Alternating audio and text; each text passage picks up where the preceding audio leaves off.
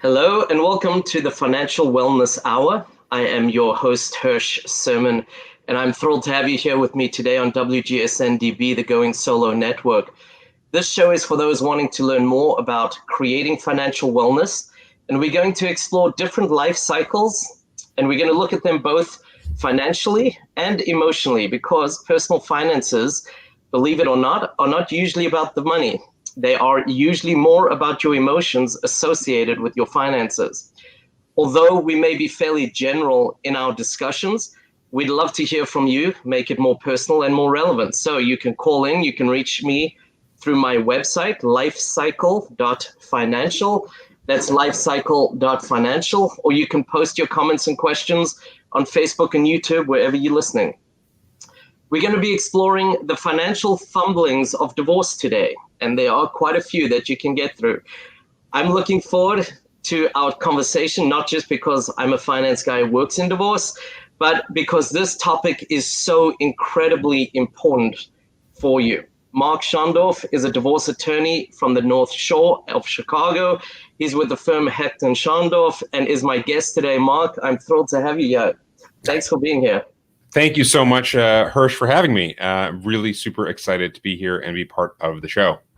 So I will ask you a little bit more, but I just want to kind of start off by saying Mark is the chapter president for the National Association of Divorce Professionals.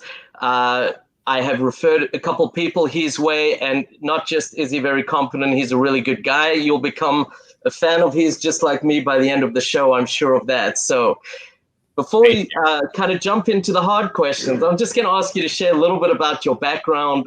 Where does your practice focus? Okay. Things like that. So I tell people I'm the divorce attorney that means business. And of course, that's a little bit of a double entendre.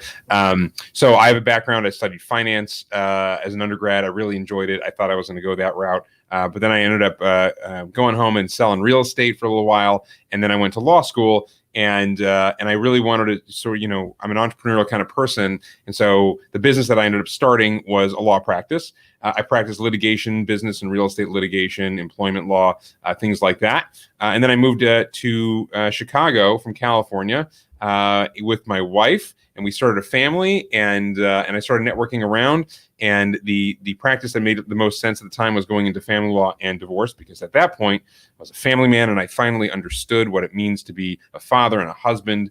And then I noticed there's a hole in the market that a lot of divorce lawyers don't really understand finance. And they don't really understand tax returns and business valuations and things like that. And so I decided to sort of focus on that because I have that education, and it's been going well. So I do, and I also mean business. I'm more than happy to get into the mud with somebody on a case if I want to. It's not my preference, as we can talk about. But that's the focus of my practice. I'm in Northbrook, Illinois. It's on the North Shore of Chicago, and I have a couple of partners. We try to focus on business and real estate issues for small business owners, and so I represent a lot of business owners in the divorce context, and that's me. And those are complex issues, so people should definitely be reaching out. Yeah, the finances in a divorce can get complicated. Yes, and I'm sure as we have our discussion today, people will realize some of these things and, some of the misconceptions, I think, sometimes around finances and divorce as well. So, and finances are probably the most spoken about topic in a divorce, and when you're doing your negotiations, I think it's huge. So what is the first thing that you advise clients to do when it comes to the financial side? So that's a very broad question, Hirsch. And I think it really depends on where you are in the process. I would say that the best thing you can do is to educate yourself on your financial situation. And that could be very difficult. I get a lot of people who say the other spouse controls all the finances. They don't really know where all the money is. They all wrote all the checks. It really is in your best interest to try to make that happen, to try to understand, how much debt do you guys have? How much income do you guys have? And look at your tax returns. Sort of, if you're planning on a divorce, certainly you want to sort of do your due diligence and get those documents as best as you can. It's not always possible because one party can control everything. But the second thing I would say is to make sure you have a team in place. If you're going to end up getting divorced, you're going to want your own accountant, your own financial advisor. talk to a lawyer earlier on in the process. That's probably, in terms of prep, that's what I would advise. Yeah, I think the education piece is huge, especially because there's so many misconceptions out there. And to remember that you could be living right next door to somebody who's got the same type of house, same type of car, similar amount of kids, and your divorce is a completely different divorce. So it's interesting to learn the things, but make sure that you apply them specifically to yourself. And I'll tell you, I've actually created a program called Who Am I Financially? Because of so many people who don't know that. As you said, we divide and conquer responsibilities. Usually one person deals with the finances. And I think that becomes an enormous piece. I've even had somebody say to me once, Hirsch, we're so close. He said to me, give me a number for maintenance, and I don't know what to tell him. You really do need to educate yourself, and you really do need to understand your financial situation. So important. And I think we bring up an interesting point. As a divorce lawyer, I get to really see how everybody lives their life financially, and it's very different. And you can have two people living right next door to each other, and they do not have the same situation. You don't really know where the money's coming from. What you see is not what you get. No, I agree. I've seen that plenty. I agree. And, and many people obviously are nervous about their financial future. The divorce is a big step. It's a big change, and they want to protect themselves. So should someone, try to protect themselves by, let's say, taking half of the money out of a joint account and putting it in their own name? That's a really, really good question. And I get that a lot. And so what are we trying to accomplish when we do that, right? You take the money, you're trying to protect yourself. You're trying to protect what you have, and you're trying to protect what the other spouse might or might not do. So if you're looking to get divorced, about to get divorced, if there's money that is in a joint account and you really have a serious concern that your spouse is going to abscond with the money, they're going to hide it, they're going to spend it on something, they're going to gamble it away. If this is a situation where a lot of money is coming in for, in one chunk for whatever reason, and now, you want to make sure you preserve it because you're afraid what the other spouse is going to do, it's not a bad idea. How much trouble can you possibly get into? Not a whole lot, because you're basically leaving the spouse with the other half. And if, you get in front of a judge, they're going to say, okay, well, you get this half and you get that half. You may have to account for it. So you can't just go and spend it on nonsense and sort of think you can hide it. It's not your money; it's marital money, most likely, depending on the state. And so you still have to account for it. It still may get divided later. It really is just to make sure that if a spouse is going to really try to turn off the spigot financially, that you have something there that can preserve you until you can get the right processes in place and make sure that figure the finances out. Right. And I think just touching on that a little bit, one of the misconceptions is it's in my name, it must be my money. That's not the way it works. Not at all. Marital assets can be in a single name. So just something for people to think about and remember as well. Yeah. That's a hard concept for people to understand, the idea of a marital estate that is its own sort of amorphous, legal entity that, owns things. So, yeah. Right. Yeah. So, and along a similar line, we have direct deposits or checks, money coming in, usually put into a joint account because we go to share the expenses usually. Is that something they should stop depositing their paycheck into that joint account, put it into a different account? What would you share on that? That's again, somewhat of a dicey scenario. So here's where I am on that. First of all, like you said, the money that you earn during a marriage, I'm almost every state, that is marital money. And so wherever you put it, it's marital. So if you start taking your marital paycheck and you start putting it into an account that is not really truly non-marital, it's money you had before the marriage, you do run the risk of mixing all that money up and it becoming marital. The reason you would stop putting money into a joint account is you're trying to stop contributing to the other spouse. So the danger with that is if you are in a situation where you're cutting the other spouse off financially, then that could draw attorneys running into court with emergency motions. Courts really don't want to see somebody trying to turn off the lights. Whatever's happening in a divorce, in a marriage is going to continue to happen. The mortgage still needs to get paid. The lights still need to be turned on. And at that point, you might get a petition for spousal support. Now, if you're both earning income and you decide, I don't want to share this money with you, and you both kind of separate that out, I mean, that's not that situation could end up, you could be doing okay in that it's still marital money, but a court might look at that and say, well, you put your money here, you put your money there, it's around the same amount of money, you'll be okay. So it's really, I would say, ask your lawyer. It's a case-by-case situation. It's not a universally great idea. It's not a universally terrible idea. There are going to be consequences.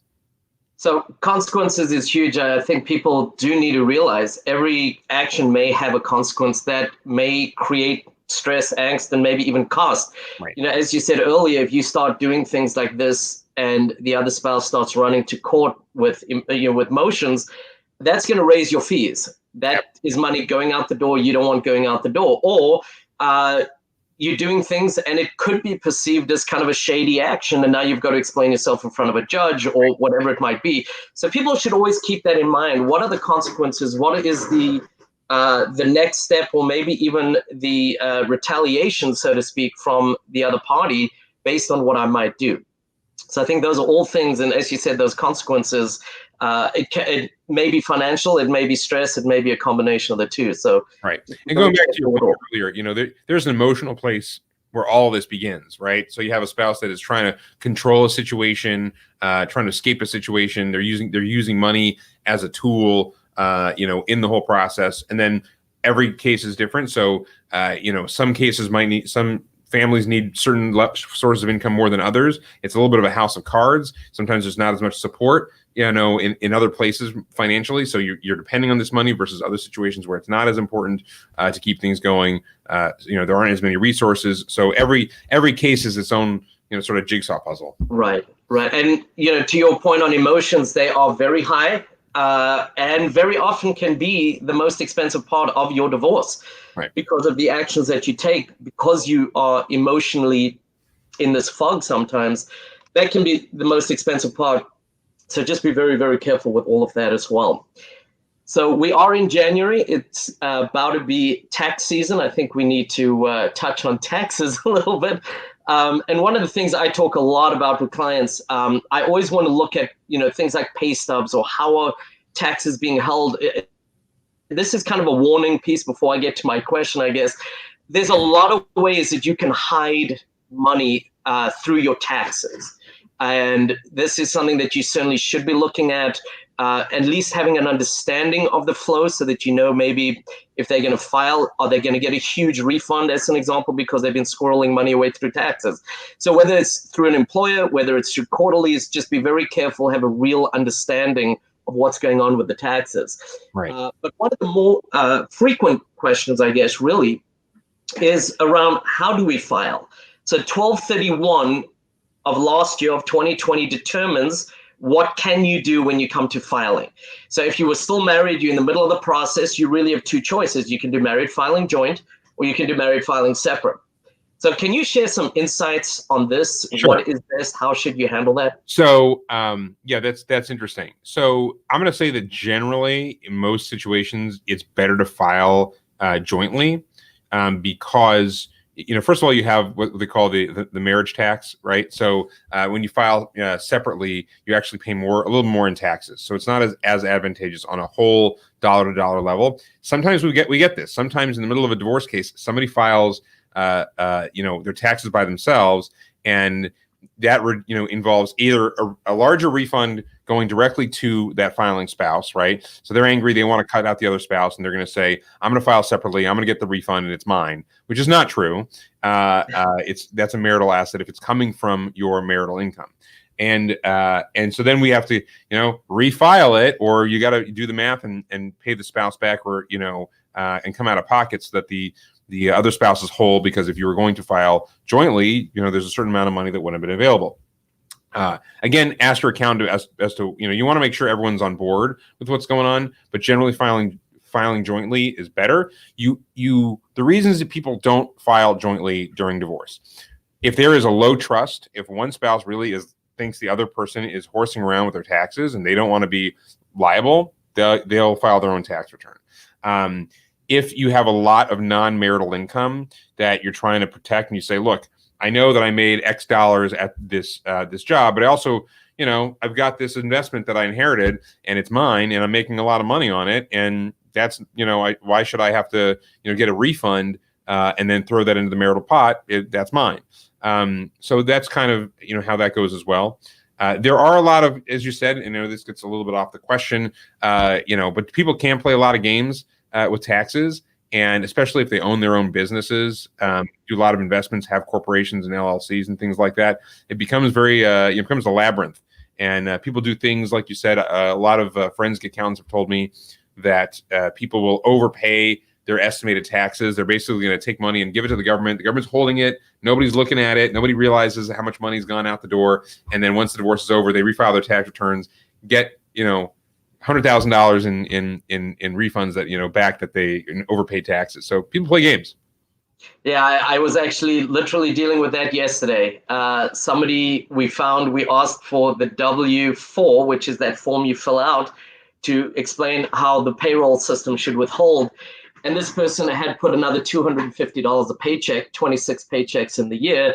You can see that's going to add up pretty quickly as to what they were squirreling away, hoping that maybe they would, they were estimating August, September time, but that would be 8 or 9 months worth of extra money they were putting away. So in the MSA, the dissolution agreement, we're looking at putting in there that they need to, do a true up at that point, so to speak. There's a lot of ways and people need to be careful. But it comes back to what you were saying with education. It's not just educating yourself on the rights and what should be happening through the process, but where are the things that I need to be aware? And I think if you've never been involved in the tax planning with your spouse or the filing, because that happens often. I've seen the spouse brings it over, says sign on line, at the bottom here and points to a line, and you don't even look at it. And all of a sudden, when you're getting divorced, you see kind of what's going on, and you need to take that responsibility. And that might be one of the things that you need to think about as well. But I agree. I've also run into married filing joint 90% of the time, if not more, is going to be really the advantageous way to go. Even though you don't like that person, you got to think about what is best for me as a whole and, for the family as a whole. And sometimes what we do actually is if we're sort of getting to the end of the year in a divorce and it's really advantageous, what we'll do is we'll sign a settlement agreement and we'll prove the case up and we'll have it, ask the judge to actually sign and enter the divorce after the first of the year. And that way they can continue to file jointly and share that return. So, there are, games we can play for the better, I guess. Yeah, well, we should offset the bad games with good games, I guess, right? So, and talking income, talking taxes, each spouse, obviously the income that they earn is a major factor because maintenance is a big piece of a divorce. Child support is a big piece of divorce. And how is that determined? Through people's income and lifestyle, obviously, of how they live with their income. Should someone start working, stop working? What should they do before filing, or even if they're in the middle of the divorce process? What should they do around their employment? Give some insights around that, if you would. So that's a really interesting question. And so let me sort of explain how things go. So we have this concept, a lot of states are moving toward looking at, both spouses' income. Illinois now looks at both spouses' income for maintenance and for child support. And so first of all, the court doesn't want you to horse around with your income. So if they get a sense that you're underemploying yourself voluntarily, it's going to be called, an imputation. You're going to be imputed with income. And that means that we're going to assume you can earn a certain amount of money. I had a client once who, he couldn't get a job and he's uneducated and he's not really employed, but he also built the home theater system, for the family. And the judge looked and said, you're a pretty smart guy. I think you can go and earn 30 grand, $15 an hour. You can go and do that. And so when we start running the numbers, we're going to assume you make 30 grand. I had another client who has a business, isn't making much money. That's what she wants to do. But we're going to say, well, you can go out and get a minimum wage job. Now, this can sort of come around on the other end.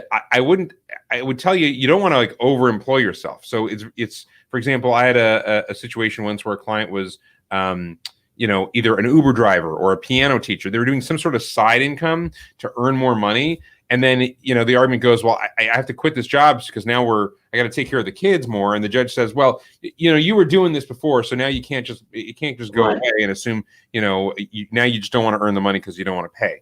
So I'd think twice. If you think things are on the rocks, I think twice about, the instinct is, unfortunately, this is the road to ruin is paved with good intentions.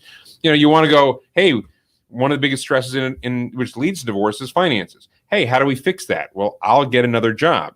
Well, hey, it didn't fix that, but now I have this other job, and if I quit it, I'm going to get tagged for quitting that job. So it's a catch-22. It's a trick bag, and that's difficult. Certainly, just deciding to not work, in the midst of a divorce is a bad idea. If it's a good faith, if you got laid off, you got laid off. But you are creating a track record of your earning potential and your earning history, and that's going to be part of your history. And so once you get divorced, everyone's going to know that. There's no real right answer. I don't want to tell someone just don't get a job and don't get a career. If you need it, you need it. But at the end of the day, everyone's going to assume that that's what you can do. I would add to that. I think everything is spot on. The one thing, just a caution more than adding, is sometimes what's also going to happen is somebody used to work. They're now a stay-at-home mom or dad, but they do have an earnings potential. They used to have a career before the family. So sometimes people think, I've been a stay-at-home mom or dad for 10 years, 15 years, and they think, they're going to have an income of zero at that point when they're doing the calculation, but they can very often argue that imputed income, you were saying, you have the potential to earn at least, let's say, $30,000. Right. We're going to move in and we're going to do it from at 30,000. So just some things to consider. You can always go to the grocery store and bag groceries, unfortunately. And that comes up a lot because on the one hand, if somebody has a degree, I've seen people with advanced degrees, but they haven't been in the market and they haven't been using those skills for 20 years. So you can't simply assume that they're going to go out and, okay, well, now you're just going to get a job as a high-flying lawyer because you have a law degree. If you haven't used it in 20 years, right. There's a certain amount of time we expect to get back on your feet, but there is sort of a ceiling that you're not going to get beyond. Right. And we are actually running a little late. I lost track of time a little bit because it's kind of an energetic conversation. Great. Mark, before we go to a break, can you just share a quick, easy way for people to get in touch with you? Sure. The easiest way is probably to give me a call. The number is 312-878-1202. Again, 312-878-1202. You can visit my website. It's hechtschondorf.com, HECHTSCHONDORF.com. That's a lot. I'll say it again. HECHTSCHONDORF. HechtSchondorf.com. I wish I had a catchier website. Maybe I'll get one if I keep doing these things, but that's the best way.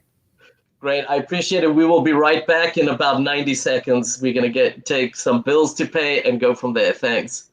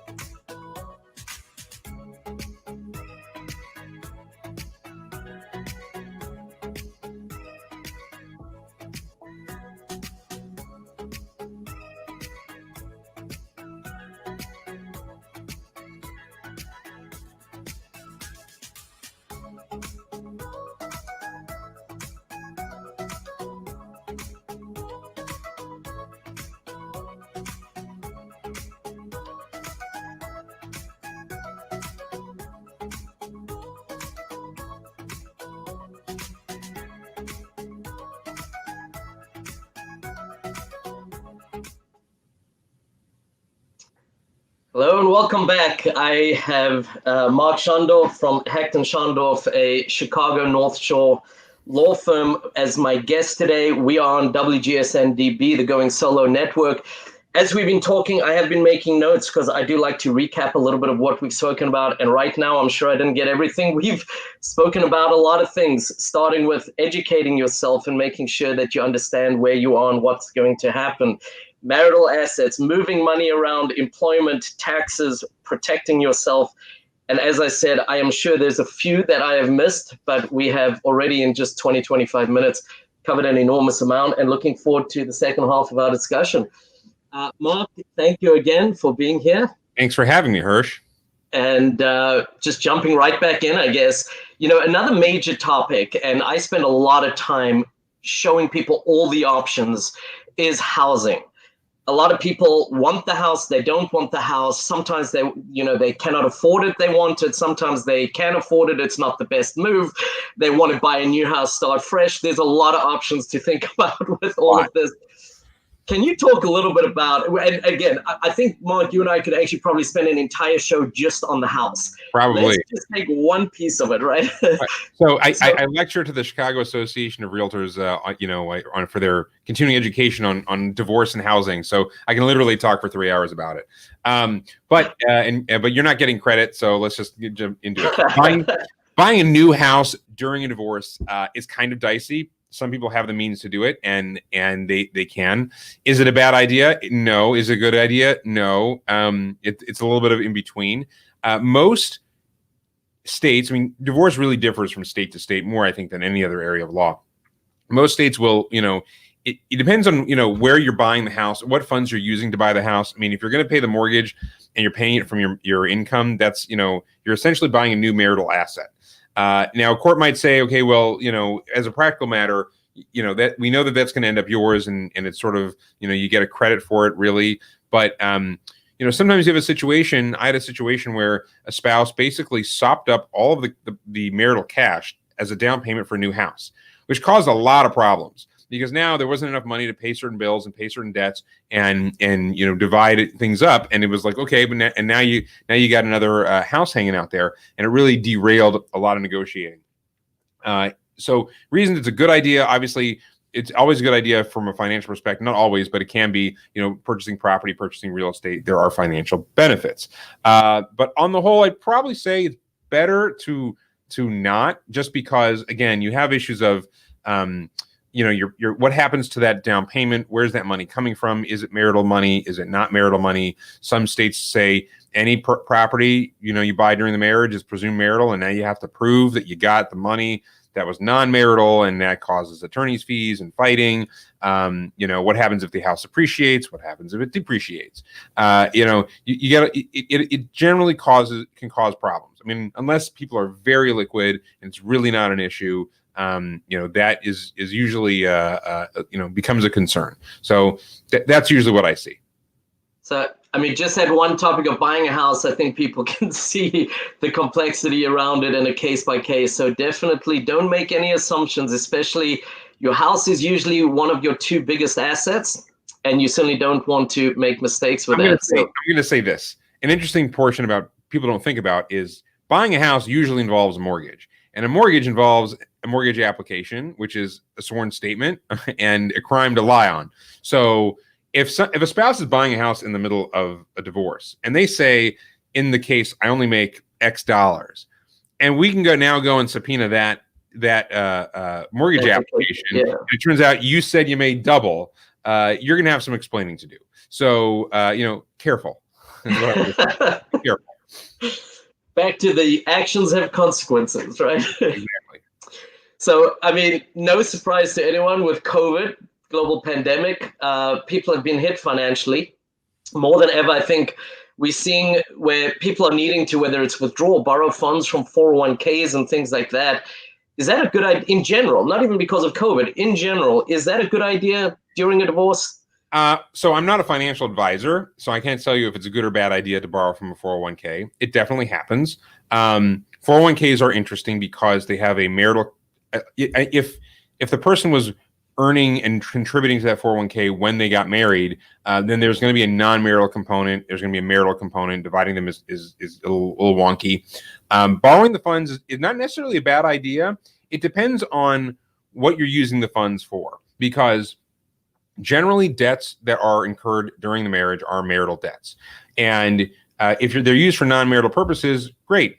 I think that at the bottom line is, if you're going to borrow them, for example, to pay for your attorney's fees, which does happen, understand if it's something that really isn't going to benefit the marriage, you're not fixing up the house, you're not paying off, marital credit cards, or things like that, then you have to be ready to understand or to face the consequence that the portion of that 401k that you eventually get may be encumbered by that debt, maybe not. Right, it depends. If it's really you're using it to pay off, like, hey, the furnace broke and we need to borrow money to pay for it, and that's it's a marital expense, then you're both going to chip in for that. But if you got to hire a lawyer, the other party's got to hire their lawyer, and this is really a debt that is gonna follow you, and you're just borrowing against your own share. So, and I would say, even outside of a divorce, anytime you're looking at something like retirement funds, 401k, IRA, anything, really need to understand what those consequences are in general. I mean, a loan is a loan, but if you leave the employer, as an example, it could all be due all at once back to that, depending on the plan type. And if you can't give it, it could all become income and penalized. So just a lot of things to consider all in. So yes. Talking about loans, debt, everything, when working with debt, there's a lot of considerations to take into account. And possibly the most common form of debt a family has is credit card debt. Not everyone has a home, but almost everybody has at least one credit card, sometimes way too many credit cards. Should someone get a new credit card when they're in the middle of a divorce? It's not a bad idea. So here's where I'll go with that. This goes back to, should I take half the money out of the account? If you're in a situation where you're really concerned about debt, you're really concerned about the other party, the other spouse, running up debt. It's not uncommon, for example, the spouse, one spouse leaves and all of a sudden they're going to start going on a spending spree. Maybe they're trying to increase their lifestyle for some strategic purpose, or they're just spending things on things because they think, hey, my husband or wife is going to pay for half of this anyway. If there's that concern, then splitting debt up is not a bad idea. I think if you're going to, I have a case right now where the parties literally they moved out of, one party moved out of the house, and at that point they froze the credit cards and got new credit cards because they want to encapsulate in time that from this point forward we're not really working together, we're not living together, it's not a marital expense. And so I'm concerned I can live on less means than my other, the other spouse. And it really, what it does, it makes it very clear what the other person is spending. So sometimes you have credit cards, 2 credit cards, 1 account. Did I buy this? Did you buy this? Who's spending money here and there? Now I got my credit card. This is what I'm spending. You got yours. That's what you're spending. And a lot of times if that happens, if one person is incurring more, daily living debt, and there's other factors in a divorce, they may end up, great, that's going to be assigned to you. We know that that's what you incurred for you to live your life. And, so it's not a bad idea. Again, talk to your attorney, but I don't think it's a bad idea. I think that what is a bad idea is getting a new credit card and continuing to use the old one and the new one. I think you want to really make a clean break. That's what you're going for there. I'd also say I've written a lot of blogs about credit cards and debt over the years, and credit cards can get you in financial trouble. So obviously, be very, very careful with them. Interest rates at 20% and even more sometimes. 29, 30%. It's crazy. Yeah, and the other thing that I would throw in here is sometimes one spouse, a lot of the debt or the credit cards, the mortgage are in that one spouse's name sometimes, and the other spouse may not actually have much of a credit history. It is a way that can help you. But again, be very cautious. I mean, 35% roughly of your credit score is the consistency and longevity of paying back your credit card or revolving debt. So there are advantages, but again, be very careful because you can get in a lot of trouble if you're not careful with credit cards. You have to be careful. And there are other factors to consider as well. Something that I've seen once or twice is if there's a lot of credit card debt, but there's also a lot of, 401k or a lot of qualified assets, then maybe one spouse takes the debt and takes those assets, and then they can file bankruptcy. But then bankruptcy has its own issues where, if both spouses are on the agreement or it's a marital debt, there are laws where even if you sign it away in the divorce, it can come back and bite you. So it is. So for that reason, I'd probably say, you certainly want to be in a situation where you're at the end of the divorce, you have, the debt is only in your name and the debts that existed are somehow paid off. So, if you're coming out of divorce and there's a joint credit card and it's assigned to you, the other spouse should insist on a balance transfer that, you're going to pay these off and that's not going to exist. And you'll incur a new debt to pay that off so that is, it doesn't come back to haunt you. And that's so important. I've actually got one right now that I'm dealing with where they owe money to the IRS, and the IRS doesn't really care who pays them. They want both of you on the hook. Right. And in the marriage agreement, the settlement agreement, they were originally going to put that each spouse has to pay 50% of it, blah, blah, blah. And I turned around and said, yeah, but what if the IRS says they don't care and they still want it from you? How are you protecting yourself? You really need to understand the consequences. And I think with debt, especially, as you said, if you can get rid of that joint debt, I think that's huge. We have a comment here. I'm going to read it from Cher. My ex-husband purchased an automobile dealership the day after our divorce became final. He kept it a secret from me until we had signed the papers.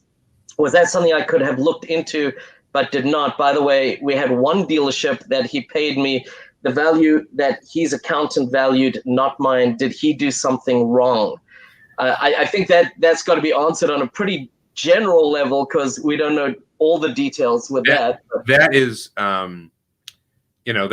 interesting. He bought a car dealership. I think I read that as a car dealer, and buying an entire business. There's definitely a way to look into that because this is not a candy bar that, it's like you're even a car, right? You go to the next day of your divorce, I'm going to go and buy myself my midlife crisis mobile. There's definitely paperwork involved and things that could have been said.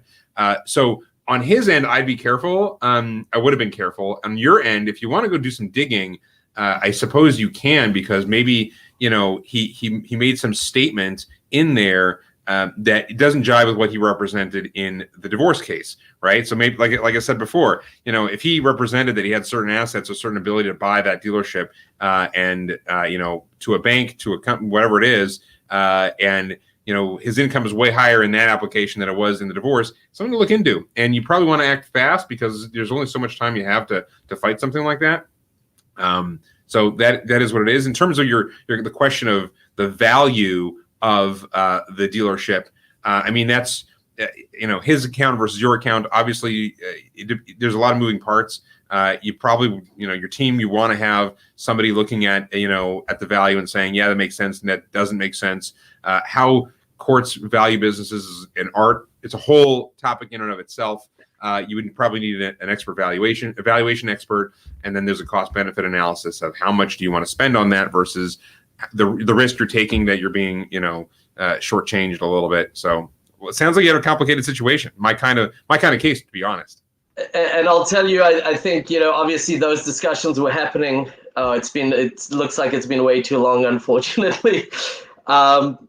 But hopefully that discussion will help other people, which is always nice as well. But those discussions on the dealership, they were not happening the morning after, they were happening before. And so obviously understanding all of what went in, and obviously where did the money come from would have been another consideration with that as well. So unfortunately, highlights, when you have a divorce with small businesses, it is, there's a lot going on, a lot of games people can play.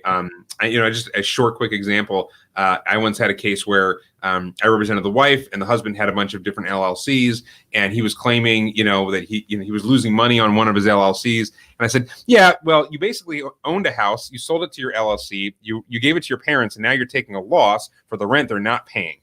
And do you want me to crawl up your the tailpipe and look at what's going on with that situation? And okay, we settled. I had a situation as well. He handed over the bank accounts for the business. He owned a business, $3,800, something like that. When I looked at the financials, there was a receivable from shareholder for $300,000. Right. And I'm thinking, you're the only shareholder. Right. So, exactly. Anyway, unfortunately, I got so many more questions. We're going to have you back on. But obviously, through our dialogue, it's readily evident that this is a complex situation, many different considerations to have. I always tell people and my clients that your divorce is the first chapter in the rest of your life. It's not the last chapter in this part of your life, because you're setting your life up to move forward. Sometimes you can't always see clearly through kind of the emotional whirlwind. So having the professionals to work with is very, very important. I'm going to ask, we only have about 2 minutes left, but if you can just talk a little bit about how you benefit your clients and work with them and how they can get a hold of you again, and then we're going to have to wrap up. So I appreciate that so much. And divorce is kind of, it is crazy, and you don't really know what's going on. The benefit I bring to my clientele, I tell people, my job is to help you make the right decision. And there's so many attorneys you hire, and they're off to the races, and they're just going to file something, and they don't really tell you what's going on, and they don't really keep you up to date, and they don't tell you what's going on. I send my clients every single piece of paper that comes through on my case. I talk with them about, here's why you want to do A, B, and C. Here's why you don't want to do A, B, and C. Is this going to win? Do we want to spend $3,000 filing this if it's only worth $5,000 and you got a 50% chance of getting there? It's not. It's going to be a waste of time. And we sort of take a bigger picture view. We do run some numbers. Listen, you got to get a little bit, pay a little bit more on the debt, but you're going to get a lot more of the property. This is not the fight to have, or this is the fight to have. This is, you got a good shot here. And so that's kind of how I help my clients. I really try to, there's so many people that come to me and say, I wish I had you in the beginning, or my lawyer never told me that, or never explained that to me. I feel like I'm pretty good at explaining things. If you want to get in touch with me, I'm in the North Shore of Chicago. I'm in Northbrook, but I practice all over Chicago. 312-878-1202. Again, 312-878-1202. Reach my website. We're Hecht Schondorf LLC. It's HechtSchondorf.com. Again, HechtSchondorf.com. HechtSchondorf.com. Thank you so much for having me. And if you have any questions, please reach out to me. I'm happy to help you. Well, there's a positive comment there. Wish I would have known you back then, Mark. So wish I was back then. Mark, and thank you. Shedding light and sharing your insights on complex situation, making it sound a lot more simple than it is, and sharing the ideas that you did. It's not an easy thing to do, so I appreciate that. I am Hirsch Serman. I'm your host for the Financial Wellness Hour. Please reach out to me through my website, lifecycle.financial. That's lifecycle.financial. You can reach out for questions for me or for Mark Schondorf, our guest today. I look forward to you joining me on my next show. And the next show is called Building Badass Boundaries, which is not always an easy thing when you're going through a divorce. Thank you, and I look forward to you guys tuning in next time. Thank you again.